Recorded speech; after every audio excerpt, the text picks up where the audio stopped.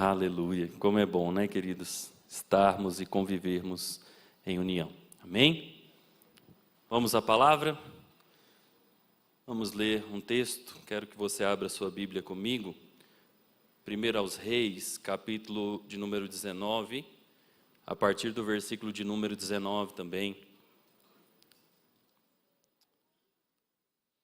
1 a Reis, capítulo 19.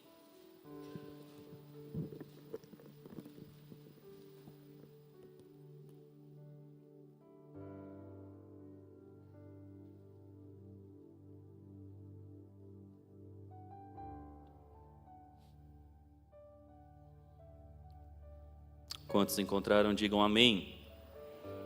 Quem não encontrou, diga espere por mim. Amém? 1 Reis, capítulo 19, a partir do versículo 19. A palavra do Senhor diz assim: Partiu, pois, Elias dali e achou a Eliseu, filho de Safate, que andava lavrando com 12 juntas de bois, adiante dele. E ele estava com a 12ª. E Elias passou por ele e lançou a sua capa sobre ele.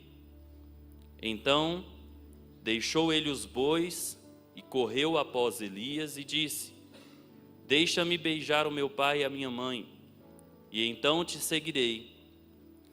E ele lhe disse: Vai e volta, pois que te fiz eu? Voltou, pois, de os seguir, e tomou a junta dos bois, e os matou, e com os aparelhos dos bois cozeu as carnes, e os deu ao povo, e comeram. Então se levantou, e seguiu Elias, e o servia. Amém? Somente até aí. Quero que você permaneça com sua Bíblia aberta, feche os seus olhos, vamos orar.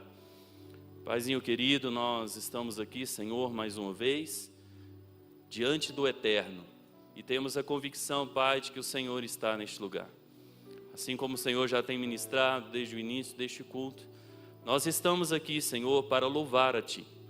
Nós temos consciência de que o Senhor é dono e digno de toda honra, de toda glória e de todo louvor. E não estamos aqui, ó Deus, para receber, ó Deus, mas para dar ao Senhor um culto. Estamos aqui, ó Deus, para entregar a nossa vida em gratidão ao Senhor. Estamos aqui, Senhor, para declarar que só o Senhor é Deus sobre as nossas vidas. De que nós servimos ao Rei dos Reis, ao Eterno, ao Príncipe da Paz. De que o Senhor, ó Pai, é quem governa as nossas vidas, ó Deus, os nossos pensamentos. E nessa hora, Jesus, nós queremos mandar embora toda distorção, todo pensamento distorcido, ó Deus, que vem sobre as mentes, tentando roubar, minar, ó Deus, a ministração da Tua Palavra. Este ambiente é um ambiente de milagres, um ambiente profético. E nós cremos, ó Deus, que aqui está a presença do Altíssimo. E nós queremos ouvir a voz do Senhor falando ao nosso coração, não por vontade humana, mas segundo a vontade do Senhor. Pois a Tua Palavra é viva e eficaz para transformar as nossas vidas, hoje e sempre, em nome de Jesus. Amém e amém. Aleluia, glória a Deus. Queridos, nessa noite nós vamos falar um pouco sobre o chamado de Deus. O chamado de Deus para as nossas vidas, amém? E já há alguns dias o Senhor vem ministrando ao meu coração sobre essa mensagem e sobre como nós precisamos compreender que existe um momento na nossa vida que nós nos deparamos, nos encontramos com Jesus, e quando nós nos encontramos com Ele, nunca mais nós voltamos a ser os mesmos. Eu não sei quanto tempo você tem de caminhada cristã. Quem sabe você está chegando hoje pela primeira vez. Quem sabe você já sabe alguma coisa sobre Jesus, mas eu queria que você prestasse atenção nisso. Eu queria fazer um combinado contigo, amém? Diga comigo assim: Senhor Jesus, fala ao meu coração, pois está aberto para a Tua Palavra me orientar, me direcionar, para que eu possa viver o meu chamado. Amém. Queridos, nós precisamos compreender sobre a importância do chamado. Quando falamos sobre chamado, e o que mais me maravilhou é que o Senhor tem falado de chamado esses dias. Na quinta-feira, o seminarista Paulo Henrique esteve ministrando aqui, ele falando sobre chamado, e aquilo queimou no meu coração sobre esta importância de nós compreendermos o que é o chamado. Porque muitas pessoas acreditam que o chamado é somente para o pastor, o chamado é para a equipe de louvor ou para algum ministério, né, da igreja.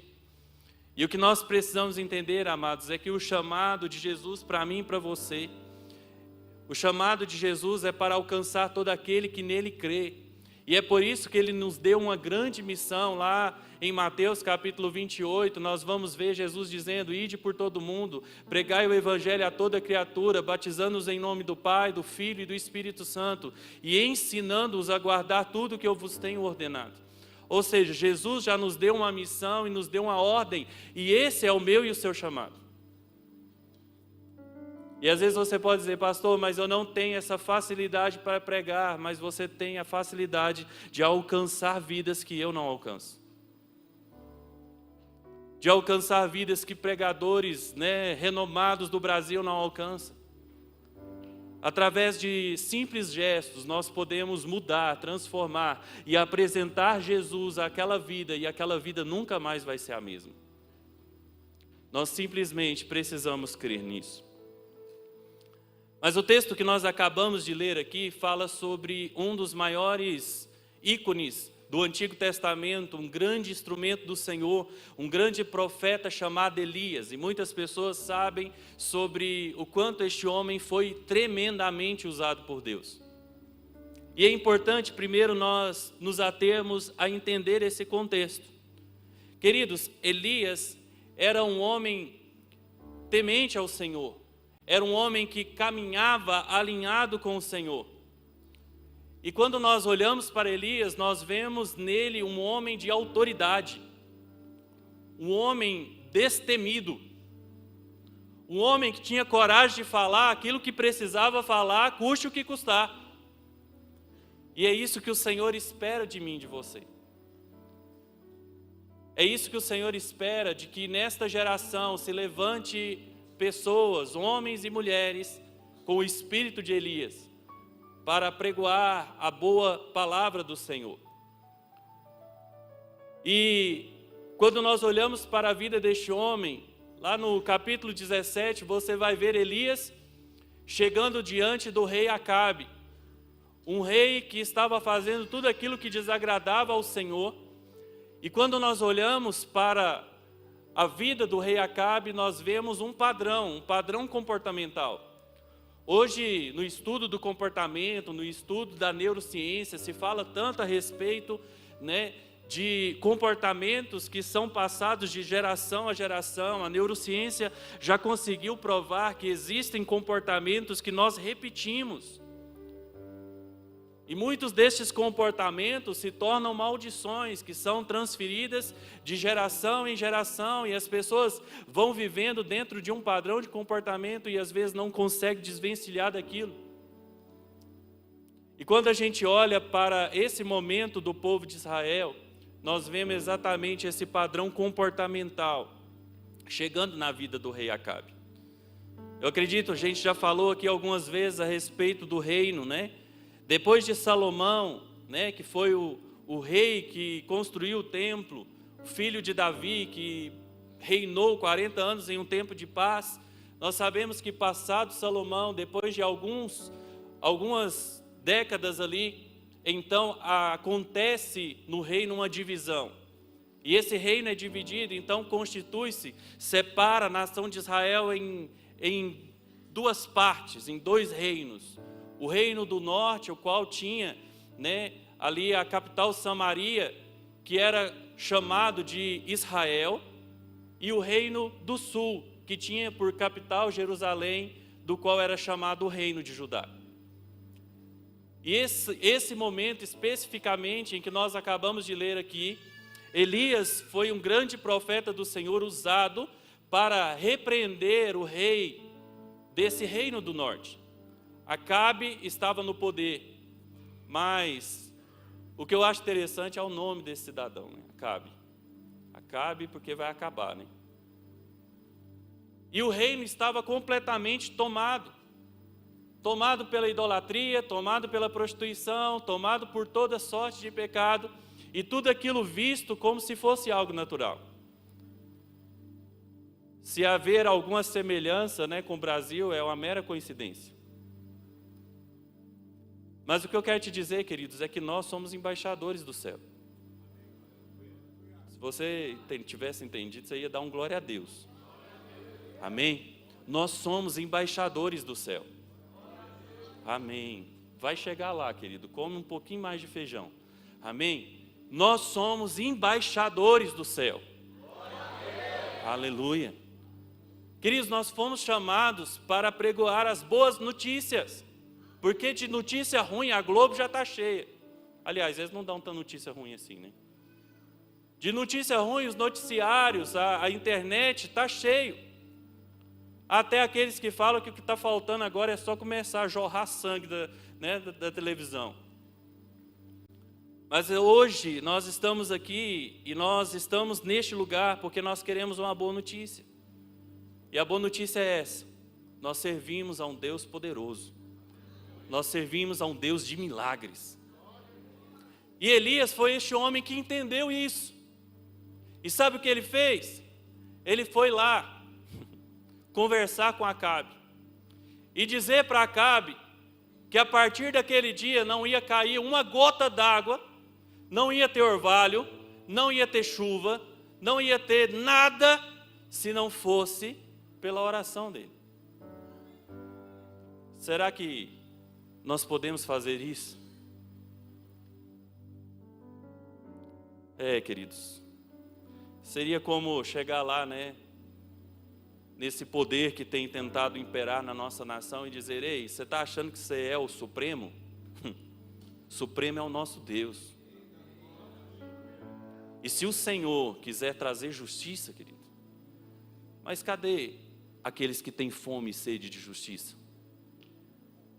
Cadê aqueles que têm fome e sede de justiça? Não de justiça humana.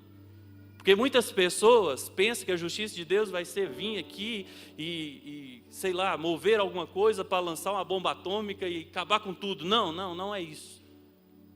A justiça de Deus é maravilhosa, ela é perfeita. Ela não erra o alvo. E a Bíblia diz que depois que Elias liberou esta palavra profética, sobre aquela terra não houve orvalho, não houve chuva por um longo período.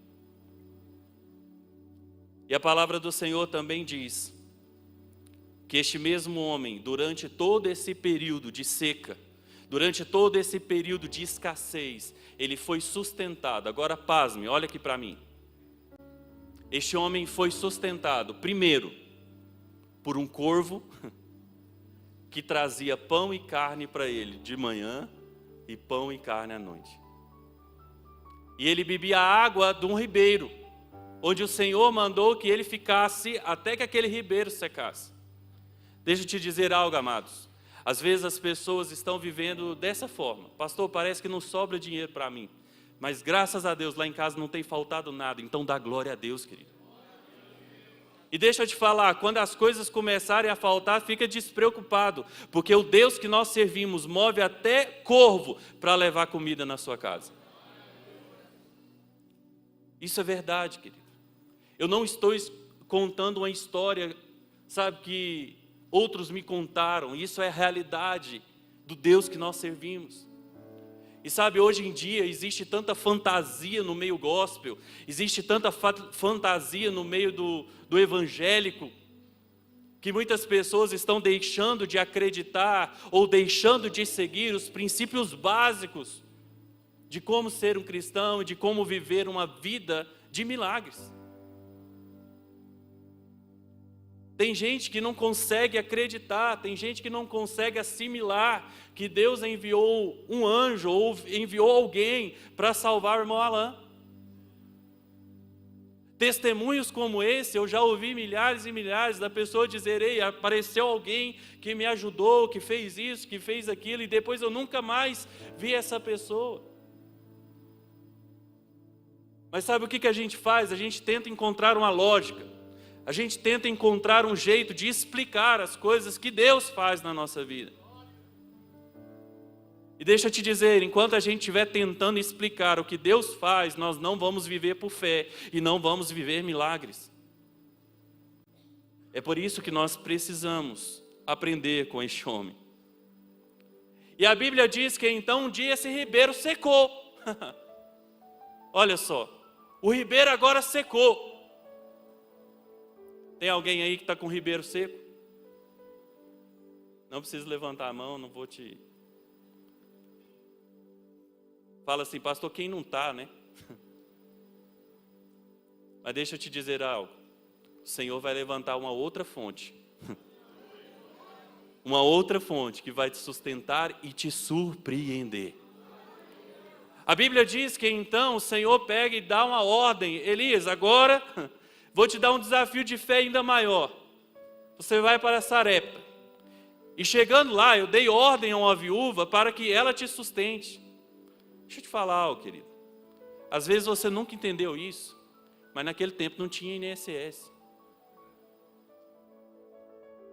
Naquele tempo não tinha nenhum auxílio que pagava ali uma pensão para essa mulher.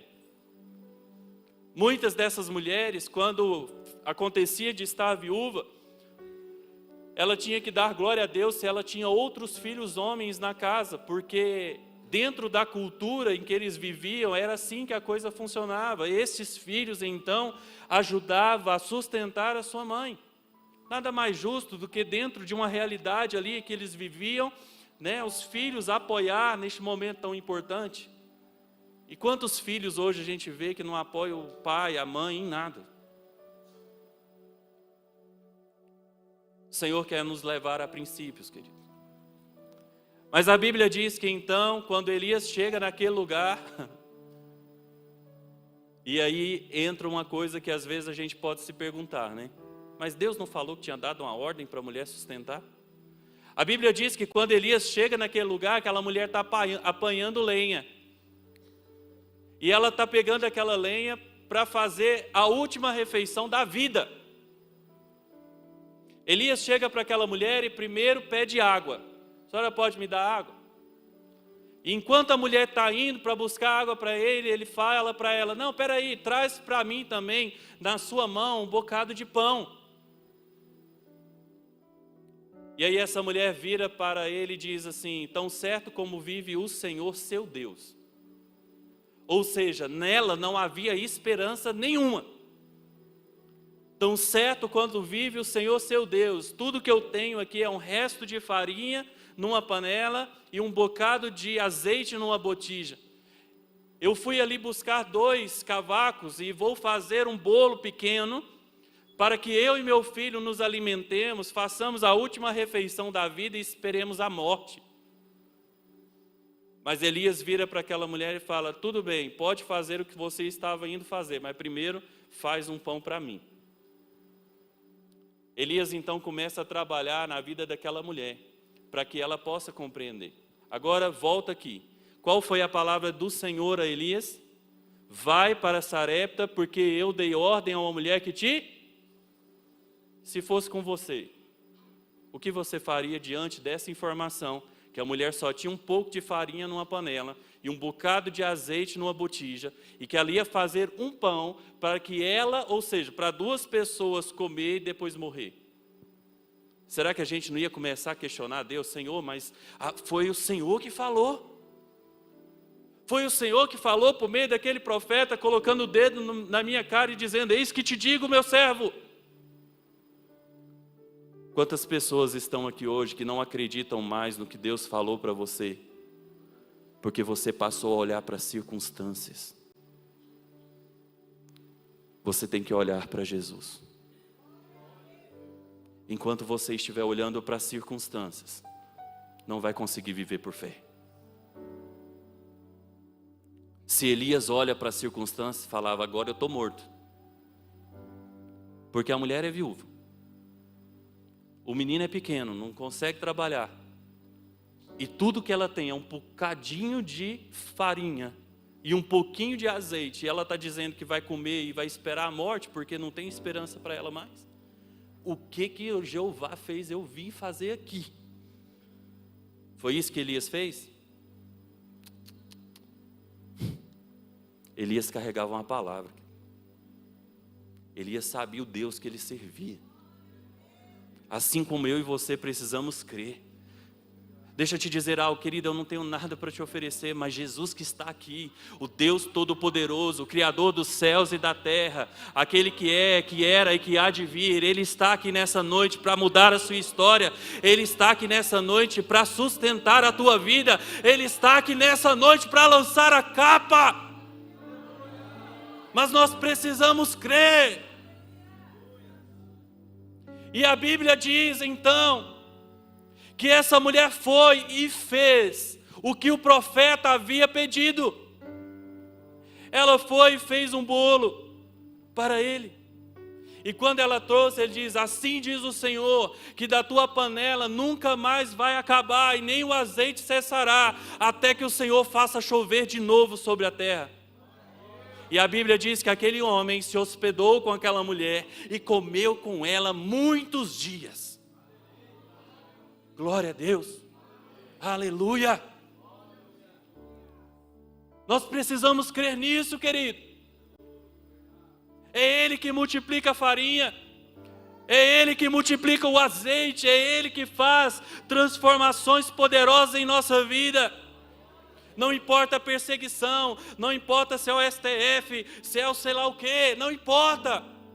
Nós servimos a um Deus Todo-Poderoso, Ele é o Rei, Ele está no trono, Ele tem autoridade e poder em tudo e em todos, Ele tem. Nós precisamos crer nisso. E então Elias vive esse milagre, mais um dos milagres. Então o Senhor dá uma ordem para que agora Elias vai lá, para desafiar os profetas de Baal. E ele vai e fala com Acabe. E diz, vamos fazer o seguinte. O povo está em dúvida. Eles não sabem se Baal é Deus ou se Jeová é Deus. Então, para a gente tirar a dúvida, fazer o tirateima disso daqui, vamos levar todo mundo para o Monte Carmelo. E lá nós vamos oferecer sacrifícios. O Deus que responder com fogo, este é o Deus verdadeiro. E então a Bíblia diz que eles subiram ao monte com todo o povo, com toda a congregação. E quando eles chegaram lá em cima, o Elias pegou e disse, pode ir vocês primeiro, porque vocês são muitos. Era muita gente, querido. Só para que você entenda, são 450 profetas de Baal e 400 profetas de Aserá que sentavam na mesa do rei. 850 falsos profetas que estavam ali ditando as regras daquela nação. 850 pessoas dando palpite acerca da nação de Deus. Porque Israel é o povo de Deus. Agora eu te pergunto, se às vezes existe lá os seus 850 que estão acima do governo brasileiro, quem são eles diante do Deus vivo? Quem são eles diante do Deus vivo? Elias então faz esse desafio, e quando eles sobem ali, Elias fala, não, pode ir primeiro, afinal de contas vocês são muitos. E a Bíblia vai dizer que então eles começam lá, matam o novilho, colocam em cima lá do altar, e vai fazendo as suas rezas, as suas chamadas. E a Bíblia diz então, que em um determinado momento, ao meio-dia, Elias começa a dizer, não, eu acho que Baal está muito ocupado. Eu acho que Baal deve estar fazendo outra coisa. Eu acho que Baal é surdo, porque já tem horas que vocês estão chamando, se cortando e oferecendo sacrifícios, e ele não responde de jeito nenhum. Para quem olha assim, acha que o Elias estava sendo sarcástico. Mas não sei se essa era a intenção do coração dele, mas eu acredito que Elias precisou dizer isso. Porque como eu tenho aprendido, amados, existem algumas coisas na nossa vida que precisam ser declaradas. Até mesmo aquilo que é óbvio, para que fique claro. Então Elias estava dizendo, o Deus que vocês servem é um Deus que não responde de jeito nenhum. Aquilo que vocês estão clamando há horas, não será respondido porque Baal não é Deus. E o texto vai dizer então que Elias vai preparar, e a primeira coisa que Elias faz é restaurar um altar que estava derrubado. Às vezes você diz, pastor, por onde que eu começo? A mudança na minha vida. Primeira coisa, comece a restaurar o altar na sua vida. O altar de intimidade com o Senhor. Um altar de oração, um altar de busca, um altar onde você vai apresentar diante de Deus o seu melhor. E a Bíblia diz que Elias então pega as pedras, 12 pedras, representando as 12 tribos de Israel, e levanta o altar ao Senhor, e ele pega então o novilho, a lenha, e coloca tudo conforme, e a Bíblia diz que então ele faz um buraco em volta desse altar, para que encha de água, e então ele pede para que aquelas pessoas peguem água e joguem sobre a lenha. Agora deixa eu te perguntar, lenha molhada pega fogo? Naturalmente não. Mas com Deus que nós servimos, sim. E a Bíblia diz que então ele manda jogar água, 1, 2, 3 vezes, de forma que fica tudo encharcado. E então ele faz uma oração simples. Senhor, para que todo esse povo veja que Tu és Deus, responde com fogo. E a Bíblia diz que então o Senhor responde com fogo, e o fogo consome o altar, consome ali o sacrifício e até mesmo o altar, e o fogo é tão forte que suga até a água que estava em volta. E aquele povo, diante daquele milagre, começa a gritar, só o Senhor é Deus, só o Senhor é Deus, só o Senhor é Deus, aleluia. As pessoas vão olhar para você,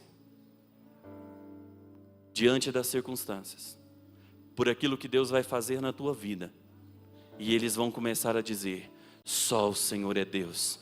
Para fazer o que fez na vida deste homem, só o Senhor é Deus. Para transformar uma vida como a vida desta mulher, só o Senhor é Deus. Para mudar a vida de filhos que estavam tão difíceis, só o Senhor é Deus.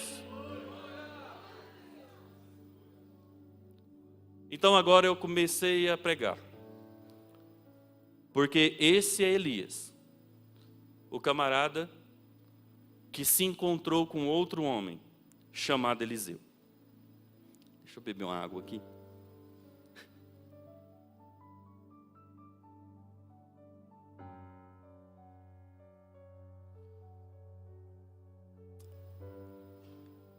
Sabe, amados, o texto vai dizer, e partiu, pois, Elias dali, e achou Eliseu, filho de Safate. Quando a gente lê isso aqui, a gente pensa assim, não, Elias estava andando por ali e de repente trombou com Eliseu. Não, não foi assim. Assim, queridos, que como um chamado ministerial, seja para pastor, seja para o que for, você não acorda do dia para a noite, hoje eu vou ser pastor. Elias recebeu uma orientação do Senhor para que ungisse Eliseu como o seu sucessor, como profeta que iria diante dele. Neste mesmo capítulo, no capítulo 19, queria que você que está com sua Bíblia aberta, olhasse aí comigo. Lá no versículo 15 a seguir, diz assim, e o Senhor lhe disse, vai e volta pelo caminho para o deserto de Damasco. E chegando lá, unge Azael, rei da Síria, e também a Jeú, filho de Ninsi, ungirá rei de Israel. E também Eliseu, filho de Safate, de Abel-Meolá, ungirás profeta em seu lugar. Então, queridos, nós estamos diante de um momento em que o Senhor deu uma ordem, depois de um momento muito difícil que Elias estava passando. Porque, afinal de contas, embora Elias foi um grande profeta do Senhor, um homem destemido, um homem que tinha, autoridade, um homem que falava de maneira poderosa, este mesmo homem tinha momentos como eu e você. Ele também vivia as dificuldades e as tentações que eu e você vivemos. Depois desse momento em que o Senhor operou esse grande milagre, consumindo aquele holocausto, depois de encharcado, a Bíblia diz que então Elias deu ordem para que se matasse todos aqueles falsos profetas. E a Bíblia diz que quando Jezabel, a mulher de Acabe, ficou sabendo, ela manda um mensageiro ir até Elias e dizer que faria o mesmo com ele. E diante daquela ameaça de morte, o que Elias faz? Elias teve um momento de medo. Ele teve um momento em que ele fugiu. Ele teve um momento em que ele se escondeu numa caverna. Porque ele queria guardar a própria vida. Afinal de contas, ele acreditava estar sozinho. E quantos de nós, às vezes achamos que estamos sozinhos, sim ou não? Amém? Quem está comigo aí, dá um glória a Deus. Aleluia, que bom que vocês estão aqui. A Bíblia diz que Elias achou que estava sozinho. Ele então começa a apresentar diante do Senhor as suas justificativas, porque que ele estava se escondendo, porque afinal de contas, só ele ficou. E aí o Senhor vai dizer, não, você está equivocado. Existem alguns milhares de profetas que eu tenho escondido, que não se dobraram diante de Baal e não beijaram a sua imagem. Então você não está só. Mas diante do seu cansaço, diante de tudo aquilo que você está vivendo, e tantas coisas que Elias já havia feito para o Senhor então dá uma ordem. Quer passar o bastão? Então vamos começar a transição. Primeiro você vai ungir o rei da Síria. E depois você vai ungir Jeú como rei em Israel. Aí nasce aquela pergunta, mas o rei de Israel não era Acabe? Por que ele está ungindo Jeú? Lembra da unção de Davi? Davi foi ungido rei 16 anos antes de assumir o trono. E aqui se repete a história. E o Senhor então dá ordem para que ele fosse ungir Jeú para ser rei no futuro. Então essa unção não era para algo imediato. Mas o Senhor dá uma ordem para que ele venha ungir agora Eliseu para ser profeta em seu lugar. Ou seja, agora você precisa passar o bastão. Então o texto que nós estamos lendo aqui nessa noite fala sobre esse momento especificamente. Ele diz, partiu pois Elias dali e achou Eliseu, filho de Safate, que andava lavrando com 12 juntas de bois adiante dele. E estava com a 12ª. E Elias passou por ele e lançou a sua capa sobre ele. Sabe, queridos, às vezes você não entendeu o que é esse lançar a capa. Mas naquele tempo, dentro daquela cultura, era comum alguém, um profeta, sempre andar com uma vestimenta, com uma capa, estilo um sobretudo, do qual ele andava com aquele tipo de vestimenta para protegê-lo das longas viagens que ele fazia. Mas existia um ato profético liberado quando ele jogava a capa. Quem aqui já viu aqueles pastores que tiram o terno assim, aí faz uma fileira e sai assim? Não vou fazer isso não, pode ficar tranquilo. Mas o jogar a capa aqui não é um simples movimento, não é algo que mexe com a emoção das pessoas, porque por trás desse ato que eu disse aqui agora, pode acontecer no nosso meio hoje, está impregnado de meninice, está impregnado de coisas emotivas, emocionais. Mas não é isso que está acontecendo aqui. Então Elias, ao passar por Eliseu, joga a capa, ele dá um sinal dizendo: agora, filho, prepara, aperta o cinto, porque vai decolar. Deixa eu te dizer algo nessa noite. Prepara, aperta o cinto, porque Jesus está aqui nessa noite para fazer você decolar.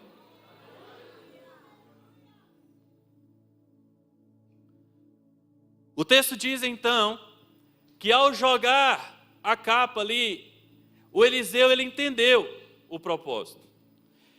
E o Senhor me trouxe alguns princípios importantes que diz o seguinte: primeiro deles, Deus chama pessoas comuns, mas de coração disponível. Como assim, pastor? Sim. Eliseu não era alguém proeminente dentro da religião. O texto é muito claro ao dizer que quando Elias achou Eliseu, o que ele estava fazendo? Diga comigo: lavrando a terra. Ele estava plantando, preparando o solo para plantar. Estava ali trabalhando na lida do dia a dia. Estava ocupado. E tem gente que às vezes o Senhor chama e ele diz: eu sou ocupado demais. É dos ocupados que Jesus gosta. A Bíblia diz então que Elias lança a capa sobre aquele moço. E o texto diz que Eliseu então entendeu. No versículo 20, então deixou ele os bois e correu após Elias. O segundo ponto que eu aprendo aqui, amados, é que o chamado de Deus para a nossa vida, ele é claro. E exige de mim e de você uma resposta rápida. E tem gente que fica fazendo de conta que não é com ele que Deus está falando. Deixa eu te dizer algo, querido. Se você tem um chamado, não subestime aquilo que Deus tem presenteado na tua vida. É bem verdade que o Senhor não é refém de homens, até porque Ele pode levantar 1000 igual a você. Mas o preço em não obedecer eu acho que é muito alto.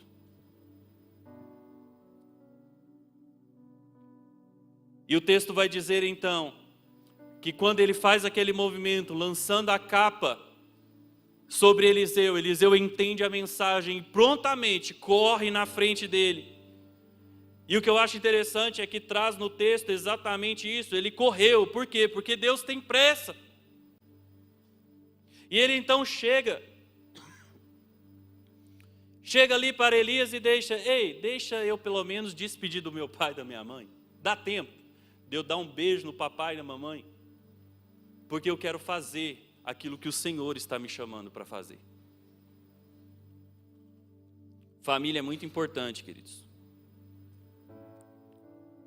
A família é muito importante, mas nós precisamos entender a importância e a profundidade de um chamado.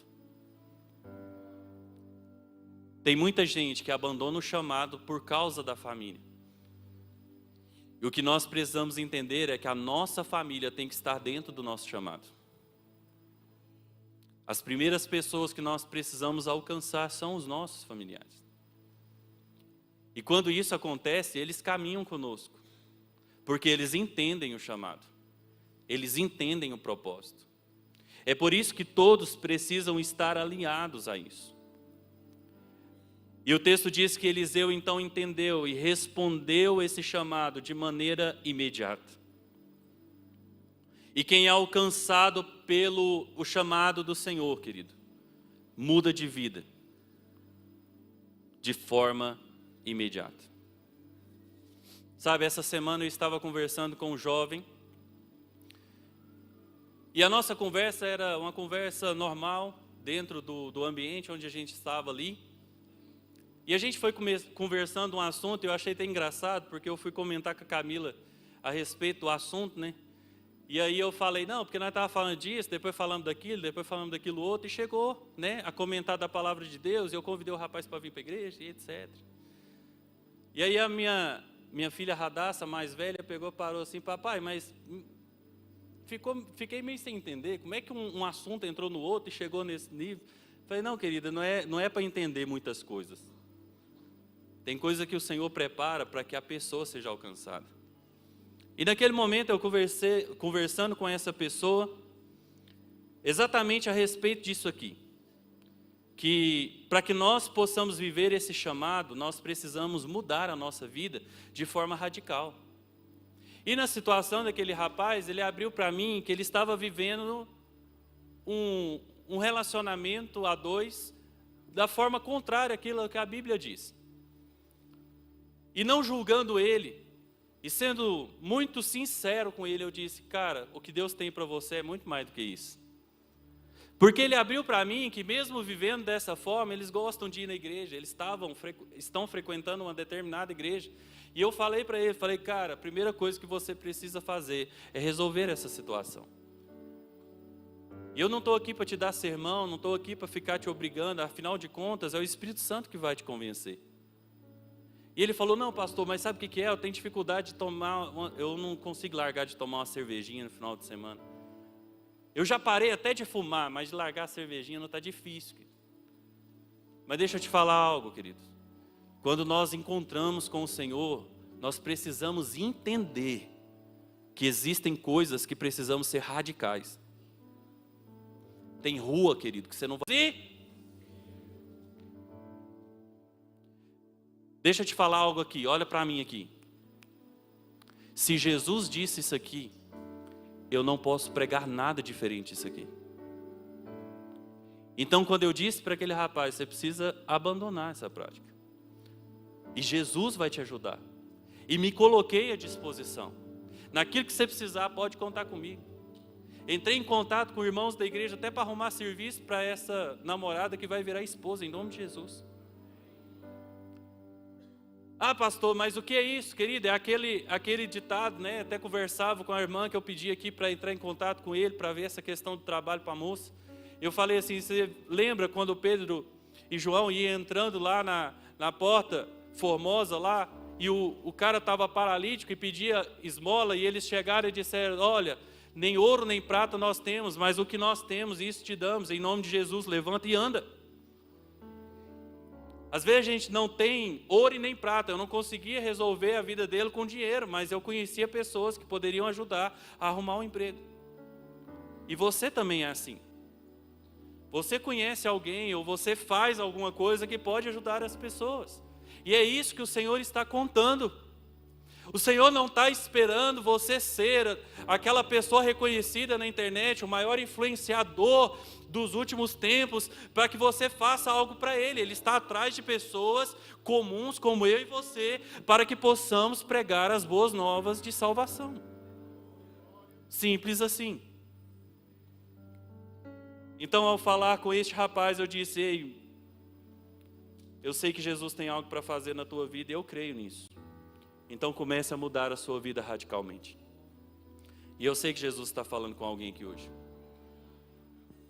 Você pode ser filho de pastor. Você pode ser o querubim ungido. Se você não mudar o seu comportamento, você não entra no céu.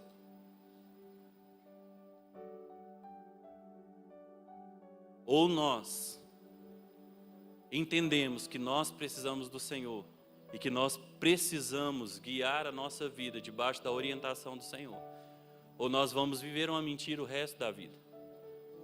Uma mentira gospel. E o quarto e último aspecto que eu aprendo aqui é que, para que nós possamos entender a importância do chamado, nós precisamos compreender que esse chamado vai exigir de nós tudo. Olha o que o texto vai dizer.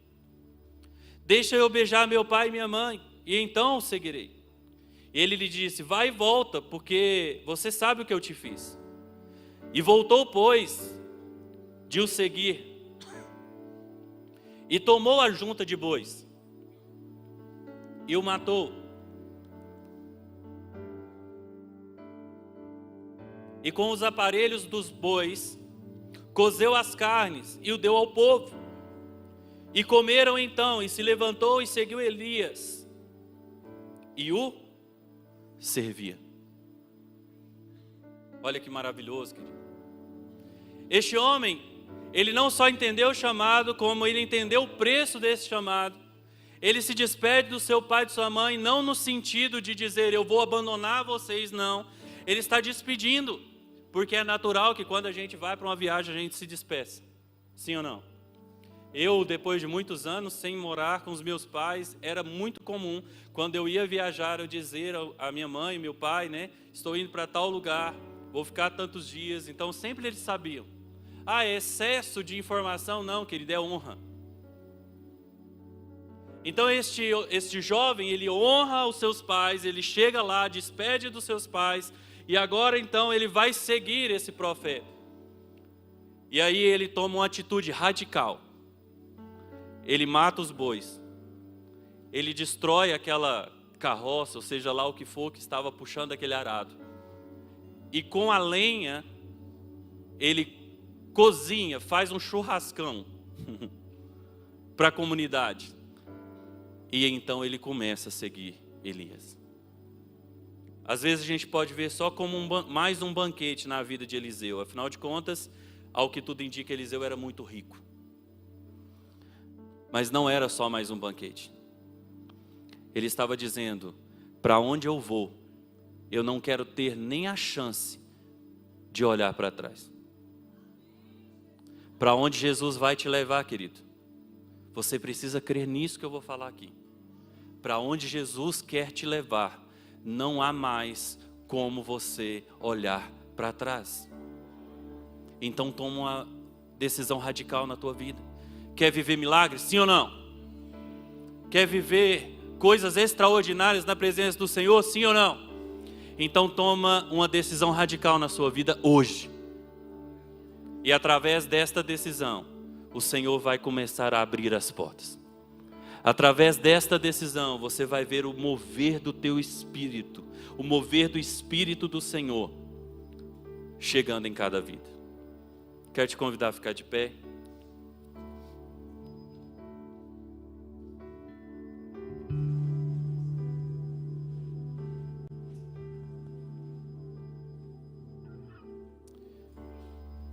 Conta-se a história de um missionário que ele ficou muitos anos. Essa história é um pouco conhecida, mas eu queria finalizar com ela. Esse missionário ficou muitos anos servindo em outra nação, no campo missionário. E a gente sabe que não é fácil, afinal de contas eles passam muitas privações, muitas dificuldades, não só financeiras, mas emocionais e espirituais. E então a história diz que este homem então ficou muito tempo em um campo missionário. E então já no final da sua vida ele retorna para o seu país em um navio. E no mesmo navio que este homem está retornando, existe ali um político da sua nação muito importante. E quando chega em terra firme, quando o navio para ali então para que os passageiros vão embora, naquele momento havia uma grande festa, pessoas esperando aquele político e dizendo, né, o quão bom é que o Senhor está de volta, maravilhoso, e todo aquele pampeiro, né? E aí aquele missionário questionou algo em seu coração, que eu e você às vezes também questionaríamos. Senhor, mas eu te servi tantos anos. Eu dei o meu sangue, eu fiz tanta coisa lá fora, eu preguei o evangelho, muitas pessoas se converteram, aquela nação foi alcançada por meio do ministério que o Senhor colocou na minha vida. Mas a história diz que naquele lugar não tinha ninguém esperando esse missionário, ninguém. E por isso ele questionou. E antes que ele saísse daquele lugar, o Senhor falou ao coração dele. Sabe por que ele foi recebido assim? Porque ele chegou em casa. Mas você ainda não chegou em casa.